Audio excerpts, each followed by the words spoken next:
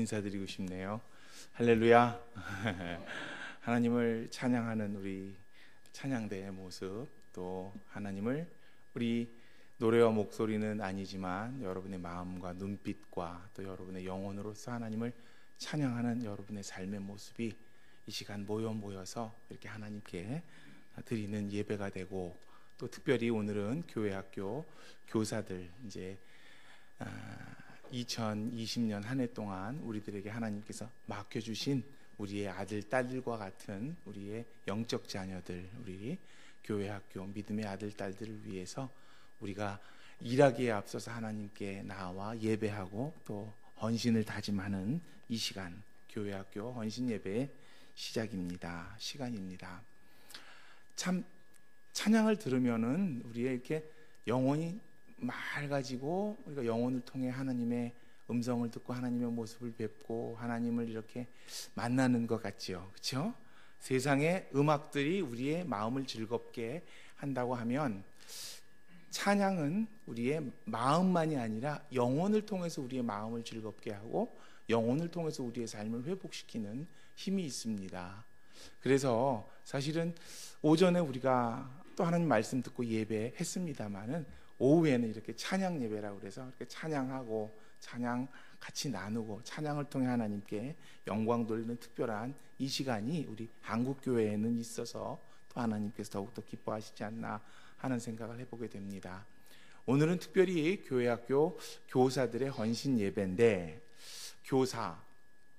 저는 교사는 아버지라고 생각합니다. 영적인 아버지고 믿음의 아버지죠. 우리 자녀들에게, 우리 수지광성교회 아이들에게 아버지, 어머니가 되시는 분들이 이따가 이제 함께 모여서 또 특송할 텐데, 누가 우리 교회, 우리 믿음의 후손들의 아버지신가, 어머니신가, 또 믿음의 부모님이신가를 다시 한번 생각해 보시면서 또 그들을 위해서 함께 기도하시는 시간이 되시기를 간절히 소망합니다. 저는 그래서 말씀의 제목을 이렇게 정해봤습니다. 자녀를 가르치며, 우리의 육신의 자녀이든 아니면 믿음의 자녀이든 하나님께서 우리에게 맡겨주신 자녀를 가르치면서 참 생각하는 게 많습니다. 느끼는 것도 많습니다. 또 자녀 때문에 하나님께 간절히 기도하게도 되고요, 자녀 때문에 세상에서 가장 행복해 보기도 하고요, 자녀 때문에 정말 어렵고 모든 거 어떻게 해야 될지를 모르고 정신 못 차리길 그런 상황에 놓이기도 하고요, 자녀 때문에 하나님께 더욱더 나아가는 나의 모습을 발견하기도 합니다. 보통 자녀를 키우면서 또 가르치면서 어떤 생각이 드는지를 이야기하면 이런 이야기들이 나옵니다. 답답하고 화가 난다. 도대체 제가 누구를 닮아서, 나는 아닐 것 같은데 누구를 닮았을까라는 화가 나는 경우가 있다고 합니다. 또 하나는 희망과 기쁨을 느낄 때도 있다고 합니다. 나를 닮았으면 이 정도까지밖에 못할 텐데 나를 넘어설 때 아버지 어머니의 어떤 그 모습과 내가 생각했던 기대치를 넘어서서 잘할 때, 잘 살 때, 잘 성공할 때, 잘 성장할 때, 또 부모에게는 그 발전하는, 성장하는 자녀의 모습을 생각하고 또 어느 만큼 또 발전할까를 기대하면서 또한 행복이지요. 이것만이 아닙니다. 자녀를 가르치면서 이런 생각을 하게 됩니다. 자기 반성입니다. 사실은 나도 그렇게 못하는데, 나도 그렇게 예전에 못했는데 나는 나의 아들에게, 나의 딸에게 이렇게 이야기하는구나. 하나님께서 나를 어떻게 생각하실까라는 자기 반성도 자녀 교육에는 포함되어 있습니다. 그런데 가장 큰 자녀를 가르치면서 받는 은혜는 이건 것 같아요. 나의 부족함과 나의 어려움과 또 그것 때문에 내가 하나님께 간절히 무릎 꿇는 나의 모습, 그것이 하나님과 하나님의 은혜와 딱 하나가 돼갖고 자녀가 발전하는, 자녀가 성장하는 밑거름이 될 때 얼마나 행복하고, 그것 때문에 자녀가 그것에 듣고 일어서서 좋은 열매를 맺을 때, 이것이 하나님이 나에게 주신 삶의 행복이구나, 삶의 은혜구나 감사하면서 살게 됩니다. 자녀 교육만이 아니라 신앙, 믿음의 자녀 교육도 역시 마찬가지입니다. 이 점에서 보면 두 가지가 우리 신앙 교육에서도 동시에 일어날 수 있다고 생각해 볼 수 있는데요. 하나는 나의 문제가 자녀 발전의 밑거름이 되는 일, 믿음에 있어서 나의 문제가, 나의 어려움이, 나의 기도가 자녀 발전의 밑거름이 된다 그러면 얼마나 행복한 일이에요. 그렇죠? 근데 밑거름이 되기 위해서는 해야 될 게 있습니다. 뭐 해야 되죠? 퇴비가, 또 걸음이 어떻게 돼야 밑거름의 역할을 합니까? 썩어야 되잖아요. 썩을 때 냄새 나고 열나고 화나고 그렇죠? 미치겠죠, 썩을 때. 근데 그런 어려움이 하나님의 은혜와 결합해서 우리의 부하고 우리의 풍족하고 우리의 잘난 그 모습뿐만이 아니라 우리의 어려움이 하나님의 은혜와 결합했을 때 그것이 자녀를 위한 밑거름이 된다라고 생각할 때 참 기뻐요. 교회 학교에서 학생들을 가르칠 때 내가 가지고 있는 능력이, 나의 시간이, 나의 어떤 위치와 또 교육적 역량이 아이들을 성장시킬 수도 있겠지만, 때로는 내가 어려움에 부딪혀서 간절히 기도할 때, 때로는 내가 나의 부족함을 느끼면서 하나님을 찾을 때, 내가 하나님 앞에 무릎 꿇고 회개할 때 그런 것들이 썩어서 또 우리 믿음의 자녀들을 위한 밑거름이 된다 그러면 우리 교회는, 그런 교육을 하는 교회는 무척 행복한 것이지요. 우리 믿음의 조상들의 이야기 속에서도 그런 이야기가 나옵니다. 아브라함의 아들이 이삭이잖아요. 근데 이삭이 거저 믿음을 갖지 않았더라고요. 아브라함이 자기의 본토 친척과 아버지 집을 떠나면서 얻었던 그 고생, 고민, 결단, 아픔, 간절함, 그것이 다 이삭의 믿음의 성장의 원동력이 되었고요. 아브라함은 어떤 인생의 위기까지 만나게 됩니까? 자기의 아들을 죽여야 되는, 그렇죠? 하나님 때문에 내가 제물로 드려야 되는 믿음의 엄청난 위기와 고통과 갈등과 그 상황에서 아브라함은 자식을 하나님께 드리기로 결정합니다. 그 아브라함의 마음이 어떻겠어요? 근데 그 아브라함의 고통과 아브라함의 간절한 기도와 그 믿음을 그대로 이삭이 삶의 성장에, 믿음의 성장의 밑거름으로 받아가게 됩니다. 이삭의 아들은 누구죠? 야곱이잖아요. 근데 야곱의 아들은 우리가 잘 알고 있는 아주 믿음으로 대성한 요셉입니다. 요셉의 성공이 어떻게 있을 수 있었을까요? 살펴보면요, 그 아버지 야곱의 엄청난 삶의 굴곡 때문에 요셉이라는 위대한 신앙의 인물이 나타납니다. 형도 속이고 아버지도 속이고 하나님도 속이려 하고 그것 때문에 도망 다니고 자기 머리로 자기 한계로 그냥 어떻게든지 살려고 노력해서 거기까지 와서 결국 애굽에 가서 요셉을 바라보면서 하나님의 인도하심이 정말 나를 향한 사랑이 이렇구나라고 간증하는 그런 모습, 그런 야곱의 삶이 요셉을 애굽의 총리며 또 이스라엘의 위대한 지도자로서 세우게 되는 밑거름이 됩니다. 이것뿐만이 아니라 이제 또 한 가지가 있는데요. 하나는 그 나의 문제가 자녀들의 밑거름이 된다는 것하고, 하나는 자녀를 위한 신앙 교육이, 내가 자녀를 위해 이렇게 가르쳤다고 생각하는 것이 오히려 나를 가르치게 되고 나를 하나님께로 이끄는 도구가 되는 일일 수 있다는 것입니다. 내가 분명히 자녀를 가르쳐서, 믿음의 자녀를 가르쳐서 하나님께 인도한다고 생각하는데 반대로 그들을 가르치는 과정이, 내가 부모로서 하나님께 무릎 꿇는 과정이 나를 하나님께로 인도하는 삶의 일이 되고 도구가 된다는 것입니다. 자녀를 가르치면서 내가 믿음을 배우게 되고요, 자녀를 위해서 내가 기도하면서 하나님 앞에 서게 되고요, 내가 인생을 믿음 가운데 살게 되는 기회가 된다는 것입니다. 이 점에서 신앙을 교육한다는 것은 후세들에게도 필요합니다마는 사실 우리 모두에게, 교사뿐만이 아니라 믿음의 어머니, 아버지, 할머니, 할아버지인 저희 모두에게 필요한 하나님의 삶의 도구입니다. 저 역시 설교를 준비하면서, 설교를 이렇게 하면서 가장 행복할 때가 언제인 줄 아십니까? 설교자의 고백이 저의 어쩌면 부족하고 어렵고 그런 일들이 성도님들의 은혜의 도구로 쓰임 받을 때 참 기뻐요. 행복하고. 또 설교를 준비하다 보면요, 저의 문제를 그 속에서 발견하게 돼요. 내가 해결해야 되는 문제를 발견하는데 그 해결 방법이 어디 기록되어 있게요?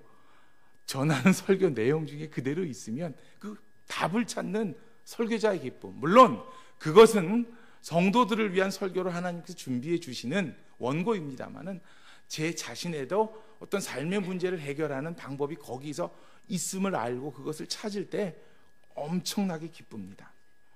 교회 학교에 선생님들 역시 같은 은혜를 받고 같은 은혜를 누리면서 살아가는 사람들입니다. 가르침과 동시에 배움을 받고요, 인도함을 동시에 인도함을 받고요, 은혜를 전해주는 동시에 하나님의 은혜를 받고 누리는 사람들이 우리 믿음의 교회 학교의 선생님들입니다. 그 힘이 없으면 사실 신앙의 교사하기가 너무나도 어렵습니다. 교사에게 필요한 것, 물론 시간, 물질, 사명감, 분명히 맞습니다. 그것이 없으면 교회 학교 교사하기 어렵습니다. 시간이 없어서 그렇죠. 아이들에게 또 때로는 또 필요할 때 쓰기도 하고 또 물질과 마음이 있어야 되는데 그것 없어도 어렵고요. 그 다음에 사명감 없으면 억지로 하는 것, 그것만큼 힘든 일이 어디 있겠습니까? 그런데 그것과 더불어서 필요한 것이 무엇이냐 하면 바로 이 은혜와 체험입니다. 하나님이 나를 변화시킨다는 은혜, 나를 변화시켜서 여기까지 하나님이 인도하셨다는 체험이 있을 때 그 믿음의 선생님은 정말 믿음의 선생님으로 살아가고 일할 수 있는 것입니다. 결국 신앙교육, 믿음의 교육은 그렇게 말씀드릴 수 있을 것 같아요. 내가 남을 가르치고 변화시키는 과정, 그것이 전부가 아니라 그 속에 내가 변화되고 깨어지고 새롭게 되는 더 큰 하나님의 은혜가 그 속에 담겨 있다는 것입니다.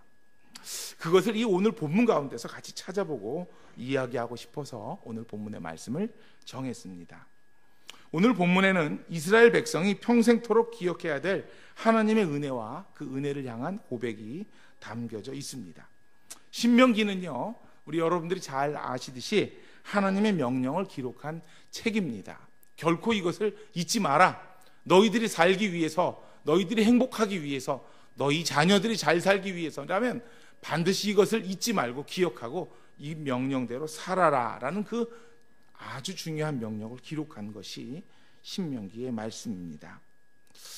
이 말씀 오늘 본문에도 나옵니다마는 8장 3절에 사람이 떡으로만 살 것이 아니요 하나님의 말씀, 하나님의 입으로 나오는 말씀으로 산다. 사실 세상을 살아가면서 떡만큼, 먹을 것만큼 소중한 것이 무엇 있겠습니까? 그런데 사실 사람이 사는데 먹을 것이 다가 아니다. 그것보다 더 중요한 하나님의 말씀이 있다라는 것을 신명기는 저희들에게 잊지 말고 기억하라, 그것을 자녀들에게 가르치라라고 가르쳐주고요, 예수님께서도 사탄의 시험을 받으실 때에 그 강한 돌을 가지고 떡을 만들라는 강한 유혹을 이 말씀을 가지고 이기시죠. 사람이 떡으로만 살 것이 아니다. 하나님의 엄청난 우리 삶에 기억할 명령과 이야기들을 오늘 본문은 담고 있습니다. 삶의 목적, 삶의 도구를 설명하는데 왜 이런 이야기가 나오는 것일까요? 오늘 본문 말씀을 조금씩 천천히 살펴보겠습니다. 먼저 1절 말씀입니다. 오늘 같이 함께 읽어볼게요. 1절입니다. 시작. 내가 오늘 명하는 모든 명령을 너희는 지켜 행하라. 그리하면 너희가 살고 번성하고 여호와께서 너희의 조상들에게 맹세하신 땅에 들어가서 그것을 차지하리라. 아멘. 앞으로 행복하게 살아갈 수 있는, 잘 살 수 있는 방법을 여기에 담았다. 그것을 기억하고 그것을 가르치고 그것을 잊지 말고 살아라 라는 하나님의 명령으로부터 시작됩니다. 이 명령은 어떻게 이어질까요? 2절 말씀도 한번 같이 읽어볼게요. 시작. 내 하나님 여호와께서 이 40년 동안 내게 광야 길을 걷게 하신 것을 기억하라. 이는 너를 낮추시며 너를 시험하사 내 마음이 어떠한지 그 명령을 지키는지 지키지 않는지 알려 하심이라. 아멘. 자, 1절에서 이것을 꼭 기억하라라고 말씀하시고 2절에서 그 구체적인 내용을 이야기하시는데 뭐냐 하면 좋았던 것, 행복했던 것, 네가 잘 나갔던 것, 그게 아니라 광야에서 어려웠던 것을 기억하라는 거예요. 그것을 결코 잊지 말라는 거예요. 그것은 하나님께서 너를 낮추시고 너를 시험해서 내 마음이 어떤지 하나님께서 너를 알아보기 위한 삶의 과정이었고, 그것을 잘 겪어왔으니까 이제 그것 때문에 하나님께 인정을 받았으니까, 그 어려움 때문에 너희 삶이, 너희 마음이 썩을 만큼 썩었으니까 이제 그것을 통해서 가나안에 가서 그것 때문에 행복하게 살고 그것 때문에 아름답게 멋지게 감사하면서 살 수 있다라는 희망이 이 2절 속에 담겨져 있음을 알 수 있습니다. 3절 말씀도 읽어볼게요. 여기에 그 사람이 떡으로만 살 것이 아니요라는 말씀이 3절에 나옵니다. 함께 읽습니다. 시작. 너를 낮추시며 너를 줄이게 하시며 또 너도 알지 못하며 내 조상들도 알지 못하던 만나를 내게 먹이신 것은 사람이 떡으로만 사는 것이 아니요 여호와의 입에서 나오는 모든 말씀으로 사는 줄을 내가 알게 하려 하심이라. 아멘. 아까 그 2절에 낮추셨던 것, 우리를 어렵게 하셨던 것들, 그것을 조금 더 자세히 설명을 하시는데요. 너희가 배고팠을 때에 만나를 주지 않았느냐? 너희가 목말랐을 때에 반석에서 물이 솟아나오게 하지 않았느냐? 쓴 물을 단물로 바꿔서 마시게 하지 않았느냐 하는 그런 하나님께서 너희를 그 어려움 가운데서 지키셨다는 하나님의 은혜와 하나님의 긍휼과 하나님의 사랑을 잊지 말고 기억하라는 당부의 말씀입니다. 4절에서는 또 어떤 말씀이 있을까요? 4절도 같이 읽어봅시다. 시작. 이 40년 동안에 내 의복이 헤어지지 아니하였고 내 발이 부르트지 아니하였느니라. 참 자세히도 설명하시네요. 그 40년 동안, 40년이면 짧은 시간입니까? 한 일생을 말하거든요. 한 세대를 말하는데 그 평생을 하나님의 인도하심 가운데 어려움 속에서 살았지만, 그렇지만 너의 옷이 헤어지지 않고 헐벗지 않았고 너의 발이 그렇게 사막을 헤매고 다녀도 부르트지 않았고, 너희가 이렇게 살 수 있는 것은 하나님의 은혜다. 그것을 잊지 말고 그것을 기억하고 그것을 자녀들에게 가르치면서 살아라라는 당부의 말씀입니다. 이 말씀 속에서 저희들이 알 수 있듯이 이스라엘 백성들이 기억할 애굽을 탈출했던 그 경험은 구체적으로 어떤 것이 있었을까요? 저는 그렇게 생각이 나네요. 먼저 홍해가 갈라졌던 것. 애굽을 탈출해서 이제 가나안으로 가려고 했는데 막상 나와 보니 뭐가 있어요? 바다가 그 앞을 막고 있습니다. 조금 기다렸다가 건너갈까, 기다리지도 못하게 하는 것이 뒤에서 바로의 군대가, 애굽의 군대가, 마차가 달려옵니다. 먼지를 뽀얗게 일으키면서 우리를 죽이려 달려옵니다. 앞에 가서 물에 빠져 죽든지 뒤에 바로의 칼에 죽든지 죽음을 기다려야 되는 이스라엘 백성의 삶의 모습. 그 순간 이스라엘 백성들은 어떻게 합니까? 불평합니다. 원망합니다. 모세를 향해서 화를 냅니다. 그런데 모세는 그 시간에 어떻게 합니까? 하나님께서 자기에게 주셨던 지팡이를 들고 하나님을 바라보고 기도를 합니다. 그 경험, 홍해가 가로막혀서 이제는 죽었구나, 차라리 나오지 말았어야 되는데 그것이 사는 것인데, 어쩌면 그것이 합리적이고 그것이 객관적이고 그것이 누구나도 수긍할 수 있는 타당한 일이죠. 그래서 모세에게 화내는 것이 다 이해할 수 있는 일입니다. 그런데 그런 객관과 합리와 당연과 타당이 아니라 모세는 그 어려운 순간에 하나님께 기도하고 말도 안 되는 지팡이를 들고 바닷가에다가 대지요. 그때 어떤 일이 일어납니까? 홍해가 갈라집니다. 합리와 객관과 당연과 타당이 아니라 그것을 넘어서는 하나님의 은혜가 출애굽의 과정 속에 이스라엘 백성에게 주어집니다. 이것만이 아닙니다.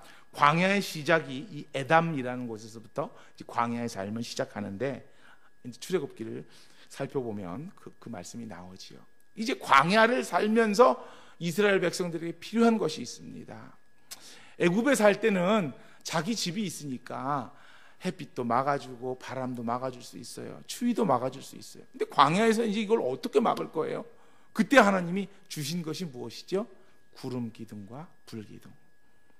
낮에는 무엇이 필요했을까요? 구름 기둥이 필요해서 그 햇빛, 사막의 햇빛을 막아주고 살 수 있게 해주고, 밤에는 사막의 추위를 이길 수 있도록 불 기둥이 지켜줘서, 그렇죠? 동물도 침투하지 못하게 하고 따뜻하게 하고 보호해 주시는 하나님의 보호하심, 그것을 이스라엘 백성은 잊지를 못했습니다. 사막이라는 어두운 삶, 그 고통과 두려움을 시작하면서 이스라엘 백성들은 하나님의 그 속에서 은혜와 하나님의 돌보심을 체험했는데, 이제 그것을 잊지 말고 그것을 자녀들에게 가르치고 그 방법대로 살으라는 것입니다. 여기서 멈추지 않습니다. 마라라는 광야, 또 가데스라는 광야, 거기를 지날 때에는 어떤 어려움을 당합니까? 마실 물이 없습니다. 사막을 건너가야 되는데 물이 없다는 것, 죽어야 되는 일이죠. 그러면 이제 애굽에서 차라리 노예 생활을 하면서 살 거를 왜 여기 와서 우리가 물을 못 먹어서 죽느냐? 거기서는 물이라도 마음껏 먹었는데 불평하는 게 당연합니까? 불평 안 하는 게 당연합니까? 불평하는 게 당연합니다. 자기를 이끌고 왔던 모세를 향해서 화를 내는 게 당연합니까? 아니면 참는 게 당연합니까? 화를 내는 게 당연합니다. 그런데 그런 당연한 일을 하는 이스라엘 백성들의 모습과 달리 믿음의 아버지요, 믿음의 선생님인 모세는 어떤 결정을 합니까? 하나님 앞에 무릎을 꿇습니다. 백성들이요, 화가 나니까 모세를 죽이려 합니다. 자기의 지도자를 죽이려 합니다. 그래, 우리도 죽을 건데 네가 먼저 죽어라. 화를 냅니다. 상상을 해보십시오. 그 많은 사람들, 100만 명이 넘는 사람들이 모세를 향해서 원성을 하니 모세가 어떻게 했겠습니까? 그때 모세는 하나님께 무릎 꿇습니다. 그리고 하나님이 물을 마실 수 있는 방법을 모세에게 허락하지요. 믿음의 삶은 이런 것입니다. 합리와 당연과 논리와 이성을 넘어서서 하나님께 무릎 꿇었더니 거기에서부터 마실 물이 열리고 주어지는 것. 근데 그 방법을 또 모세가 잘못 쓰지요. 그것 때문에 모세 역시 가나안에 들어가지 못하는 인간의 한계를, 우리와 똑같은, 저와 여러분과 똑같은 인간의 한계를 모세 역시 보여주고 맙니다. 또 한 가지, 이 신광야라는 데서는요, 이제 사람들이 또 어떤 어려움을 만날까요? 먹을 것이 없어요. 그렇죠? 그동안은 가져온 것, 쌓아온 것 가지고 먹었는데 이제는 먹을 게 없어요. 어떻게 해요? 사막에서 농사 질 수도 없어요. 양도 다 잡아먹고 없어요. 그럼 어떻게 해야 돼요? 어떻게 해야 돼요? 자기를 이끌고 온 모세한테 또 죽일 놈, 나쁜 놈, 너 때문에 화를 내는 게 당연한 거잖아요. 화가 나지요. 어떻게 화가 안 나겠어요? 그때 여기 와서 죽는 것이 당연하다, 그렇게 생각할 사람 아무도 없습니다. 백성들은 그렇게 화를 냈습니다. 모세를 죽이려 했습니다. 그때 모세는 하나님께 기도합니다. 그리고 하나님은 그들에게 무엇을 주시지요? 만나를 주십니다. 그리고 고기가 먹고 싶다, 뭐 씹는 게 필요하다, 메추라기를 주십니다. 그 하나님의 은혜, 그 만나와 메추라기를 잊지 말아라, 기억하라 라는 말씀이 아까 읽었던 신명기 8장 3절의 말씀입니다. 사람이 떡으로만 살 것이다. 떡으로 사는 게 당연하지요. 그런데 믿음의 이야기는 떡에 멈추지 않고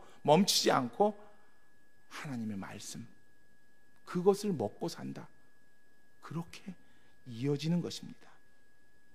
이 모든 경험을 이스라엘은 두 가지 가치로 받아들이고 해석했습니다. 하나는 객관과 합리, 홍해 먹을 것이 없고 물이 없고 쉴 곳이 없어서 화가 나고 분노하고 짜증내고 죽이려 하고, 그런데 그것이 아니라 믿음의 은혜, 어쩌면 비합리적이고 영적인 이야기입니다. 그 속에서 하나님께 기도하고 하나님께 무릎 꿇고, 그 결과 구름 기둥이 찾아오고 불 기둥이 찾아오고 먹을 물이 열리고 만나와 메추라기가 자기들에게 내려지는 하나님의 은혜를 체험하게 되는 것입니다. 이 모세로부터 보여지는 믿음의 모습을 하나님은 너희 후손들에게 가르치고 그것을 보여주고, 너희들 잘난 것 자랑하는 게 아니라, 너희들 잘 있는 것 자랑하는 게 아니라 무엇을 이야기하래요? 내 자신이 형편없음을 이야기하라는 거예요. 나는 그때 화를 냈고 모세를 죽이려 했고 분노했고 울었는데 하나님은 모세의 지도자를 통해서 나를 이끄셨다라는 것을 기억하고 잊지 말고 보여주고 또 보여주고, 어쩌면 그것이 이스라엘 백성들의 흉어물일 수도 있고 부끄러운 과거일 수도 있고 인간의 현주소일 수도 있지만, 그것을 잊지 말고 그것을 기억하고 자녀들에게 가르치라는 것입니다. 우리 교회 학교의 선생님들 어떤 모습으로 자녀들 앞에 서십니까? 믿음의 자녀들 앞에 서십니까? 우리 유치부 선생님들은 어떤 모습으로 그 어린 심령들 앞에 그들을 안고 서십니까? 어른이니까, 힘이 있으니까, 다 컸으니까 그렇습니까? 아니죠. 사실은 그들보다 더 죄 많고 더 문제 많고 더 고민 많고 더 부족하고, 하지만 하나님이 우리를 여기까지 이끄셨다라는 마음으로 저희는, 믿음의 교사들은, 믿음의 어머니 아버지들은 서는 것입니다. 이것이 부모의 마음이고 자의 마음이고 이 시대의 수지왕성교회를 이끌어갈 믿음의 리더의 마음입니다. 위기의 순간, 불평하고 비판하고 싶을 때 그 순간이 내가 하나님 앞에 깨어질 수 있는 소중한 때라는 것, 얼마나 감사합니까? 믿음은요, 내가 남을 인도하고 남을 깨트리는 게 아닙니다. 그건 세상의 일이지요. 믿음은요, 내가 깨어지고 내가 비판받고 내가 죽을 뻔하고 그것 때문에 하나님의 은혜가 우리에게 임하는 것, 그것이 바로 믿음인 것입니다. 여러분, 어려움 있으십니까? 깨어질 때 아닙니까? 고민 있으십니까? 썩어서 내가 자녀를 위한 걸음이 될 때입니다. 눈물 날 일 있습니까? 한숨 질 일 있습니까? 명절 코앞에 다가오는데 걱정 많습니까? 그 걱정 다 이야기하세요. 그럼에도 불구하고 하나님이 인도하셔서 오늘까지 우리가 이렇게 살았다는 간증을 자녀들과, 우리의 믿음의 자녀들과 나누시기 바랍니다. 아까 읽었던 5절 말씀을 저희가 조금 바꿔서 다시 한번 읽어볼 텐데요. 5절 말씀 원래는 이렇습니다. 너는 사람이 그 아들을 징계함 같이 내 하나님 여호와께서 너를 징계하는 줄을 마음에 생각하고. 자, 여기서 말하는 징계, 물론 이제 야단치고 벌주고 가르침이라는 의미와 바꿔서 해석할 수 있는데요. 자, 요 징계함 대신 가르침 같이 이렇게 한번 바꿔볼게요. 역시 목사님 빠르게. 이야, 우리 정 목사님 저렇게 똑똑한 줄 몰랐어요. 야, 그래요. 오케이. 자, 먼저 가르침으로 자 바꿔서 해볼게요. 읽어볼게요. 시작. 너는 사람이 그 아들을 앞에 것도 바꿨어야지 목사님. 다시. 우리 이스키 목사님 바꿔주세요. 자, 앞에서도 네, 다시 시작. 너는 사람이 그 아들을 가르침 같이 내 하나님 여호와께서 너를 가르침하시는 줄 마음에 생각하고. 예, 이건 말씀이 그렇게 되나요? 뭐가 좀 이상해. 너를 가르치시는 줄 마음에 생각하고. 그렇죠? 가르치시는 줄 마음에 생각하고. 자, 그렇게 한번 읽어봤고요. 다시 한번 읽는데 이번에는 징계 대신, 징계 왜 합니까? 미워서 합니까? 사랑해서 하죠. 사랑하시는 줄. 자, 그 아들을 사랑하심 같이 사랑하시는 줄 마음에 생각하고. 이렇게 바꿔서 한번 읽어볼게요. 자, 바꿔주셨습니까? 위에도 그 아들을 사랑하심 같이. 예. 예, 됐습니다. 자, 읽어볼게요. 시작. 너는 사람이 그 아들을 사랑하심 같이 내 여호와께서 너를 사랑하시는 줄을 마음에 생각하고. 자, 그 다음에 뭐 해야 됩니까? 자녀들에게 그것을 가르치려는 거죠. 어려움, 또 고민, 아픔, 은혜, 사랑, 징계, 가르침. 그래요. 이번 명절에 모이시면 풍성한 음식 감사하면서 자랑하실 수도 있겠지요. 가족들의 사랑 자랑하실 수도 있겠지요. 한번 그거 해보세요. 내가 이만큼 하나님 말씀대로 못 살았다. 내가 이만큼 부족하다. 내가 이만큼 불평한다. 그런데 하나님께서 나를 이렇게 인도하신다. 엄마가 이렇게 부족한데, 아버지가 이렇게 부족한데 나를 하나님이 이렇게 귀한 자녀를 만나게 하신다. 그게 바로 믿음의 교육이고 신앙의 교육인 것입니다. 자녀를 그렇게 가르칠 수 있기를 간절히 소망합니다.